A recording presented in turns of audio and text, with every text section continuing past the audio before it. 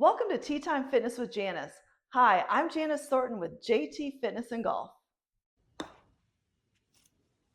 Let's talk about the pelvic tilt in the golf swing. When we are actually coming from our takeaway into our impact position, we're getting into a pelvic tilt, a posterior pelvic tilt. So when we start our address, we're in an anterior tilt. Our hips are forward. But then when we go into a impact position, now we're in a posterior tilt. It's important that we're able to actually do some kind of pelvic tilt. A lot of people struggle with the pelvic tilt, but a lot of times it's because we sit so much, we're not actively making our pelvis work. So a very simple exercise for you to do is to do a pelvic tilt. So you're going to tuck your pelvis under and then put an arch in your spine. Flatten that back and then arch.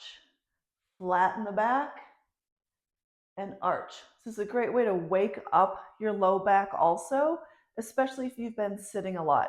Now practice that drill in front of the mirror to make sure you're actually moving. And if you're not, let's jump down on the floor. So to do this on the floor, a lot of people, this is a great way to see, can you actually pelvic tilt? So lay on the floor, feet flat. All I want you to do is press your low back into the floor, keeping your hips flat on the floor. Don't raise your hip or your butt up. Make sure that you're keeping your hips on the floor. You're just going to press your low back in and then put an arch in your low back. Press your low back in and then go ahead and put in an arch.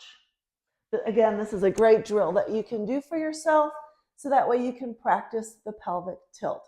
For more golf fitness exercises, head on over to jtfitnessandgolf.com and remember to download your free ebook today.